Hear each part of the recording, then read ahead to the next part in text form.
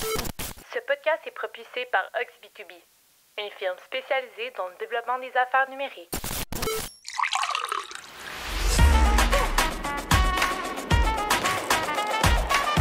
Bonjour et bienvenue au podcast B2B & Go, le podcast qui vous sert à chaque épisode une bonne dose des meilleurs outils et pratiques de vente et marketing B2B. C'est dans une formule pour emporter que Simon Deschênes et ses invités discutent des meilleures stratégies numériques et tendances de l'industrie, toujours sous le thème de la croissance des ventes. La table est mise pour vous présenter le B2B sous un nouvel angle. Bonne écoute! Bonjour, aujourd'hui, on vous présente on amène un sujet qui va tourner autour des startups. On a un invité qui est maître dans l'accompagnement d'entrepreneurs, startups techno particulièrement, dans la grande région de Montréal. Nicolas Routier est avec nous. Bonjour Nicolas. Salut Simon. Merci d'être là. Plaisir. Et Nicolas, peut-être nous parler un petit peu de ton parcours parce que c'est vraiment intéressant avant qu'on démarre dans le vif du sujet. Raconte-nous un peu d'où ça part, cet amour-là d'accompagner les entrepreneurs. Ah ouais, ben écoute, c'est une grande passion, mon entrepreneuriat, puis l'entrepreneuriat technologique. Personnellement, moi, j'ai commencé ma carrière, j'étais un financier, donc j'étais du côté obscur de la force, j'étais du côté de ceux qui ont l'argent. Et puis, c'est quelques années après que j'ai lancé une entreprise. Donc moi, j'ai fait tout le parcours de la start-up technologique avant qu'il y ait un écosystème, de rien, de l'idée à bâtir une entreprise, aller en bourse, connaître les triomphes, connaître la déchéance. On a tout vécu à l'intérieur de ça. Et puis, il y a à peu près 7 ans, après quelques aventures, j'ai décidé de prendre une petite pause de l'entrepreneuriat technologique, puis d'aller accompagner les startups. Je me suis dit, il y a beaucoup de gens, il y a beaucoup de jeunes, c'est très à la mode, on en parle beaucoup, mais je trouvais qu'il n'y avait pas nécessairement, malgré tout l'écosystème, je trouvais que j'avais beaucoup à apporter aux entrepreneurs technologiques, d'un point de vue personnel, sur dire comment tu passes ça, par quel bout tu prends ça, comment tu en fais un succès, c'est quoi la recette, mais même s'il n'y a pas une recette, mais qu'est-ce qu'on peut faire pour les aider à avoir du succès. Fait que ça fait 7 ans que je fais ça maintenant, que j'accompagne différentes startups. Je n'ai accompagné des dizaines avec un paquet de financement, des beaux succès, puis aussi des défis, parce que c'est ça la réalité de l'entrepreneuriat technologique. Oui, hein, il y a une statistique lors de nos discussions de préparation du podcast que tu m'as partagé qui m'a franchement choqué. C'est 93% des entrepreneurs ou des entreprises qui démarrent échouent dans le domaine de la start-up techno. Oui. On a cumulé cette stat-là depuis quoi, 5, 6 ans, 7 ans? En fait, c'est beaucoup plus ancien. Ben, pas beaucoup plus, mais ça fait peut-être 10 ans. C'est Startup Genome Project qui avait fait une recherche exhaustive auprès d'incubateurs aux États-Unis. C'est pas une statistique locale, c'est une statistique américaine. Mais ce qui est intéressant, c'est que 93% des startups technologiques échouaient dans un horizon de 3 ans de leur fondation. Puis, oui, c'est choquant parce que quand on parle d'entrepreneuriat technologique, on parle des GAFA, on parle de beaux succès, puis on met ça en vedette, puis c'est ce qu'on présente pour essayer d'attirer des entrepreneurs technologiques. On oublie souvent de leur parler que les chances, les statistiques sont pas de ton bord. Donc, je pense que c'est important de vraiment parler de ça parce que c'est important que les entrepreneurs technologiques sachent que à ta première tentative, il y a des bonnes chances que ça ne marche pas. Mais retourne-y une deuxième fois, retourne-y une troisième fois. Puis, à la fin, tu vas avoir développé ton skill set, tu vas avoir vraiment développé tous les outils dont tu as besoin pour devenir un entrepreneur, à succès, si on veut. Parle-nous, c'est super intéressant, parle-nous peut-être des pièges ou des choses que tu vois, fréquentes, des choses que tu peux observer qui sont, sans dire des illusions, mais Les gens partent en affaires, puis c'est pas pour décourager personne, hein, au contraire, on est des entrepreneurs tous les deux, puis on encourage ça. Totalement. Mais les gens partent en affaires pour différents motifs. On se parlait de raisons. Commençons par parler des bonnes et des mauvaises raisons de partir en affaires. Ben, souvent, moi, je dis être entrepreneur, c'est être un pirate. Okay? C'est une métaphore que j'aime beaucoup utiliser parce qu'il y a beaucoup d'entrepreneurs qui partent, puis tu voulais des mauvaises raisons. Ils partent pour devenir riches. Ils partent pour être leur propre patron. Ils partent pour être maître de leur temps. Hey, c'est pas toutes les bonnes raisons. C'est fantastique! Mais ils se rendent vite compte que c'est pas ça qui se passe. Puis la réalité, c'est que tu es autant esclave de ton entreprise que tu es maître de ton entreprise. T'es pas l'employé de personne, tu es au service de tout le monde. C'est les illusions, puis de dire c'est une façon de faire de l'argent, puis oui, tu peux en faire, puis tu peux en faire beaucoup, comme tu peux en faire modestement ou correctement. C'est bien d'être un entrepreneur, puis de gérer, puis de diriger sa vie. Mais c'est pas une bonne idée, par contre, d'y aller d'avoir le premier motif de faire de l'argent. Parce que dès que les premiers challenges arrivent, dès que les premières difficultés arrivent, les gens vont se décourager. Si des fois, ils ont à couper même leur paye ou que puis ça arrive, je décourage ça comme ça se peut pas, mais des fois, ça arrive, puis les gens, ils s'étouffent dans leur projet. D'être au moins conscient que c'est normal que ce soit dur, c'est très déculpabilisant. D'être conscient qu'il va y avoir des traversées du désert, que ça arrive à tout le monde, que même des gens qui ont connu des méga succès ont connu des méga échecs. Par la suite, en ayant toute l'expérience et le succès, ça arrive régulièrement. Donc, quand je prends la métaphore du pirate, c'est que j'essaie... Quand on regarde dans l'imaginaire populaire, le pirate, c'est quoi? C'est l'aventure, c'est le rhum, c'est partir où on veut, c'est des trésors, c'est la liberté, c'est on se rebelle contre l'autorité. Ça c'est l'image populaire qu'on a. Mais c'est quoi la réalité d'un pirate? Ben, les pirates, ils étaient poursuivis par la marine britannique puis la marine française, puis ils se faisaient couler à tout coup. Ils étaient refusés dans tous les ports. Ils étaient malades. Le capitaine, il faisait face à la mutinerie continuellement. S'il y avait une tempête, il fallait qu'il se débrouille pour réparer. Il était accueilli nulle part. Je veux dire, en quelque part, la vision romancée puis la réalité, c'est là. Mais si tu y vas pour la vision romancée, tu te trompes. Mais si tu y vas en disant... Je veux devenir entrepreneur parce que je veux devenir maître de ma destinée. C'est-à-dire que je vais prendre des bonnes décisions, je vais avoir des succès, je vais avoir des échecs, mais à la fin de tout ça, je vais grandir, je vais me développer, je vais être autonome, je vais prendre mes propres décisions, je vais décider de la direction dans laquelle je veux aller, puis je veux grandir en tant qu'être humain.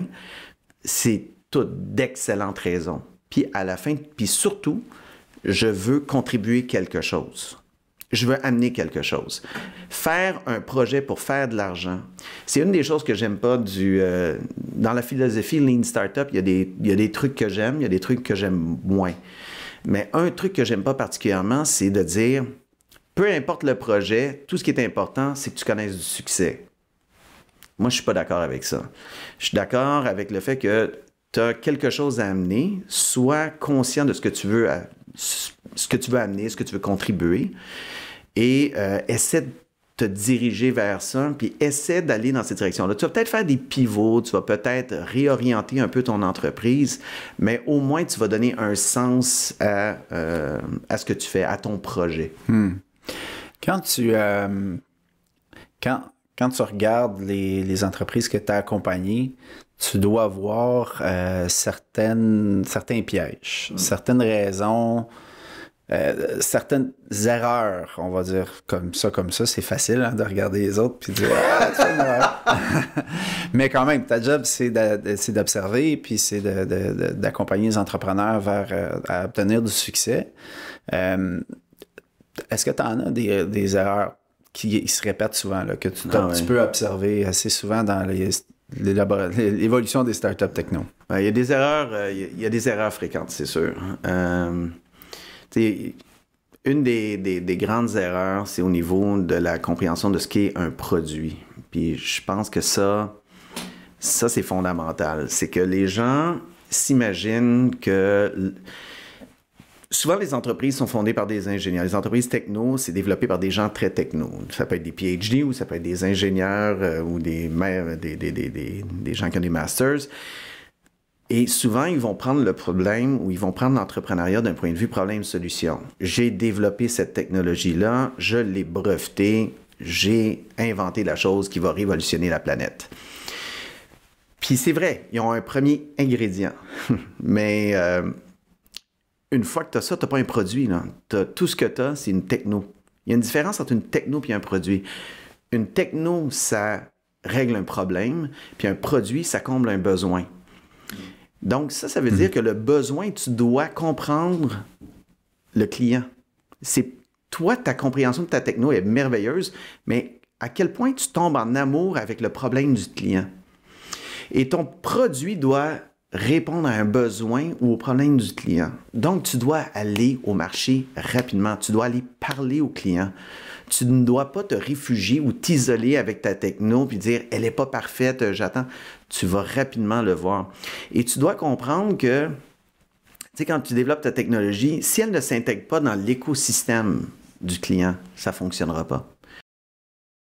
As-tu des exemples?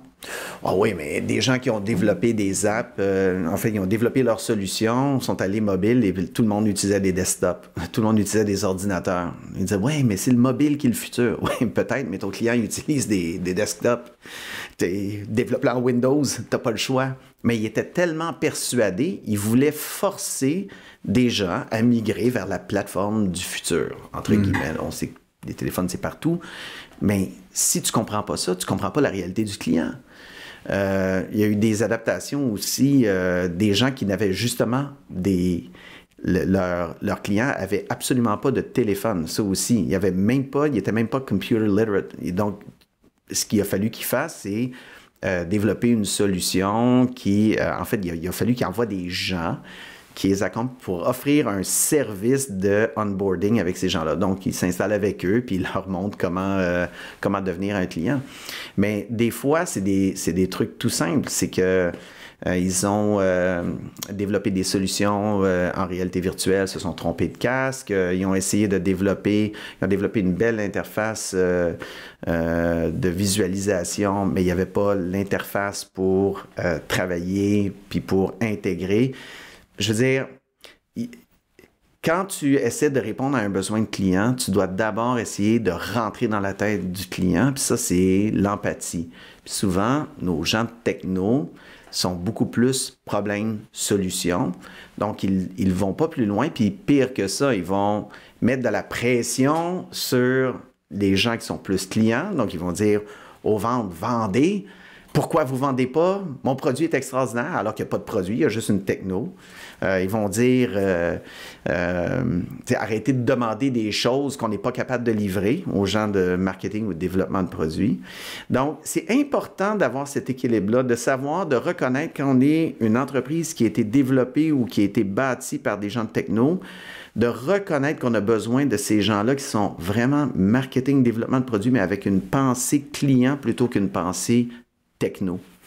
Pour être certain de saisir le contexte d'affaires du client. Que tu me parlais absolument. Avant qu'on entre en micro, que il y a d'autres exemples où il y avait une techno qui avait été développée pour certaines entreprises sans avoir pris en compte le fait qu'ils utilisaient telle suite ERP avec lequel il n'était absolument pas compatible. Exactement. Puis à ce moment-là, ça a tombé. Ça a littéralement tombé. Tu as beau régler un problème vraiment important pour ce type de client-là, mais si tu n'as pas pris en compte que ta techno n'est pas compatible, je ne sais pas moi, avec Dynamics par exemple, il ne changera pas Dynamics pour toi. Tu n'as pas compris qu'il fait que les gens n'étaient pas pas de profil programmeur, donc ton interface usagée ne fonctionne pas parce que tu l'as fait avec du command line. Là, j'exagère un peu, mais c'est quand même très souvent, ça arrive que les gens vont développer en fonction d'une fonctionnalité, mais ils ne comprendront pas que les utilisateurs de la technologie, ce n'est pas des gens technologiques. Donc ça, c'est une grave erreur, mais ils disent « Oh oui, mais ma technologie est tellement incroyable, les bénéfices sont tellement incroyables qu'ils vont s'adapter. Ils vont apprendre parce que ça leur amène tellement de bénéfices. » Ben non. Je suis désolé, ils ne feront pas une grosse formation puis ils ne changeront pas leur personnel pour s'adapter à votre technologie. Donc ça, c'est vraiment là, un problème qui est très fréquent. Ils vont vouloir aussi embaucher des vendeurs très rapidement avant d'avoir finalisé le produit. Ça, c'est un autre grand classique. Donc, le produit n'est pas finalisé. Il n'y a pas de prix, il n'y a pas de structure de prix claire. Je suis sûr que vous n'avez jamais vu ça. Mais on arrive avec voilà le produit, ça se vend combien? Ah, tant, OK, on y va. Puis finalement, oh non, mais lui, on va y adapter, on va changer ça. Et en fait, c'est que le produit est c'est un grand défi de la start-up d'ailleurs, c'est que le produit est toujours un peu en ébullition. Il y a 1 ou 2 personnes qui sont capables de caler les shots. Donc, tu as les fondateurs, puis ils ne sont pas là, ils ne sont pas présents quand c'est la rencontre avec le client. Fait qu'ils demandent à un vendeur d'aller vendre alors que le produit n'est pas fini, est en pleine effervescence, est en pleine construction, puis ils sont déçus du résultat de vente de l'autre côté. Bien, c'est parce que le produit n'est pas bien défini, on n'a pas encore atteint le product market fit. Donc ça, c'est typique. Product market fit. Ouais. C'est un beau sujet, ça. Ouais. Ouais, ça pourrait faire un podcast, mais on va... Oui, bien, c'est parce que le product market... C'est quoi le product market fit? Donc l'adéquation produit-marché, c'est en bon français. Là. En fait, ce qui se passe, c'est que quand on a... Puis spécialement en technologie,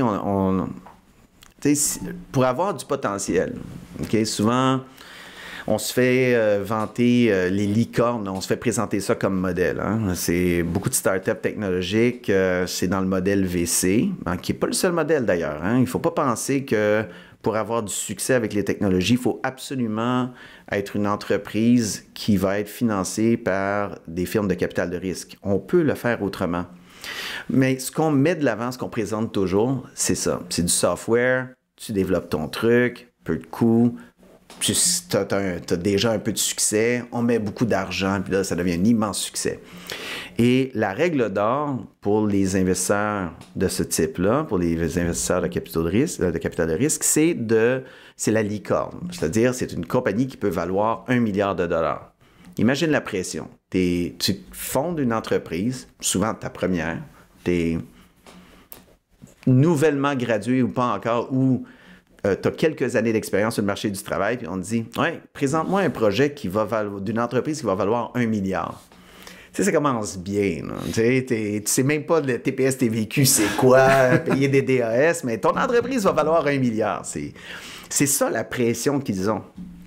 Et donc, le product market fit dans tout ça, c'est quoi? Bien, l'idée, c'est de dire, il faut que tu arrives rapidement à démontrer que ce que tu as développé, bien, il va y avoir de l'attraction de marché.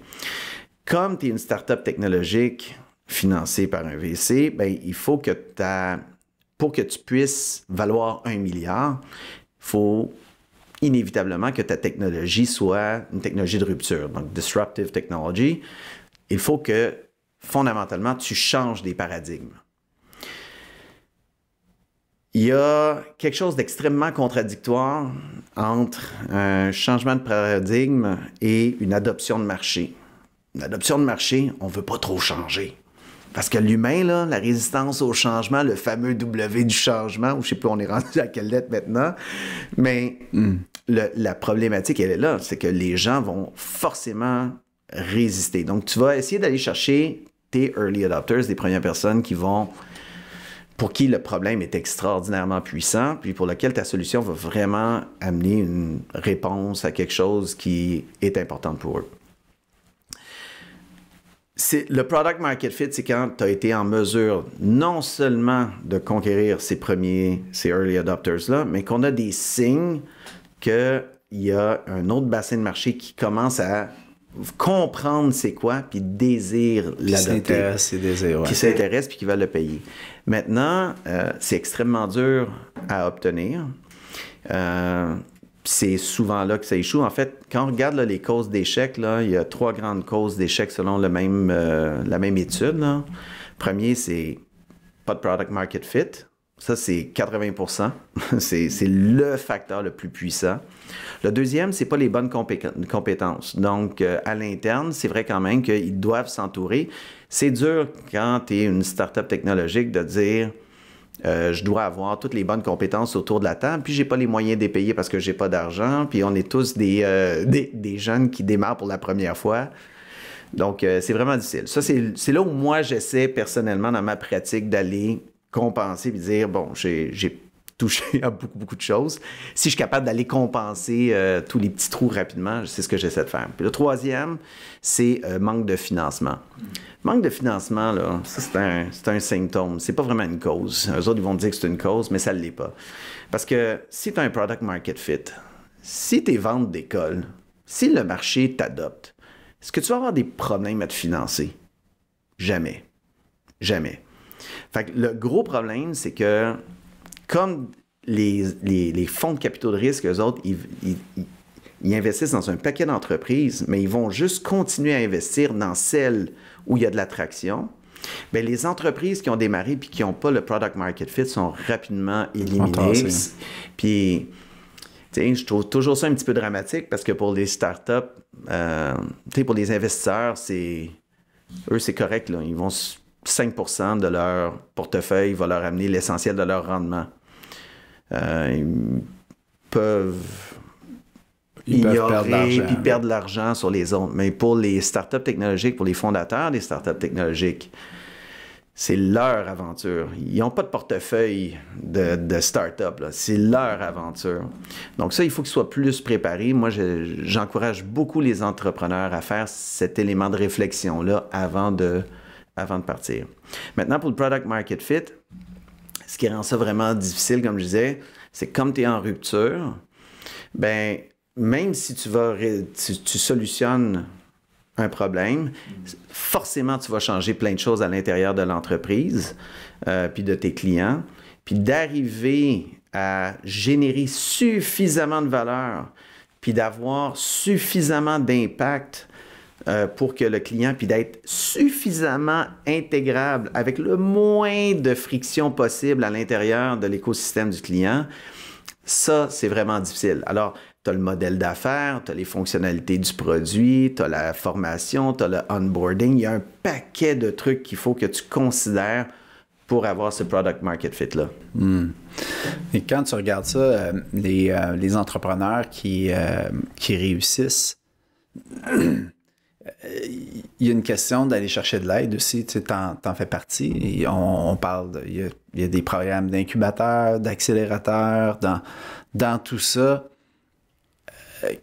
Qu'est-ce que tu vois aussi? Qu'est-ce que tu considères comme des bons coups de la part de certains entrepreneurs? Puis sans mettre de l'ombre sur les structures en place, parce que je pense qu'il y a des bonnes structures en place, mais il y a quand même des choses qui ressortent assez souvent aussi comme des erreurs ou peut-être les leurs, peut-être c'est ce que tu parlais au début, de dire pour les mauvaises motivations, les gens embarquent dans l'aventure, puis ça fait qu'ils s'entourent mal. Est-ce qu'il y a d'autres pièges, tu sais, à éviter, ou est-ce qu'il y a des bons chemins à emprunter pour s'assurer un peu plus d'un meilleur taux de succès? Bien, premièrement, c'est de faire le travail de base. Moi, avec toutes les entreprises avec lesquelles je travaille, je fais un travail de base qui est... la première série d'ateliers, c'est sur l'identité d'entreprise. C'est hyper important. Puis ça, on le prend pas assez. L'exercice vision, mission, passion, qui on est, ambition, c'est des éléments qui sont essentiels à définir qui on est et ce qu'on veut accomplir. Et c'est quelque chose qui est fait de manière un peu... les gens voient ça comme des catchphrases ou un exercice de marketing, mais au sens promotionnel du marketing. Puis la vérité, c'est que c'est pas ça du tout. C'est la définition de ta corporation, ton entité. Ton ADN. Ton ADN. Ouais. C'est quelque chose quand même, là. De prendre le temps de dire dans quel monde nous allons vivre. C'est quoi notre idéal de monde? C'est quoi la vision du monde dans lequel on veut vivre? C'est quoi notre rôle, notre mission pour que cette vision-là se concrétise? C'est pas dire, comme Google structurer l'information du monde. Ça te sert à fuck all. Excusez. Ça reste-tu ça dans... Oui. Ouais, OK. C'est un bon bout. Mais ça sert à rien. Bon. Fait que, parce qu'en quelque part, ça te guide pas. Ça te guide une certaine...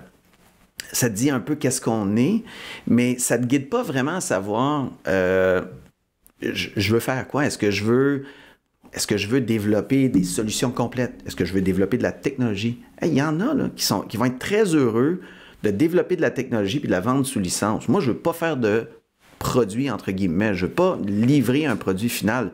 Je suis très heureux de donner ça à quelqu'un qui, lui, va développer le produit. Dans un modèle de licensing, ben tous les modèles se peuvent.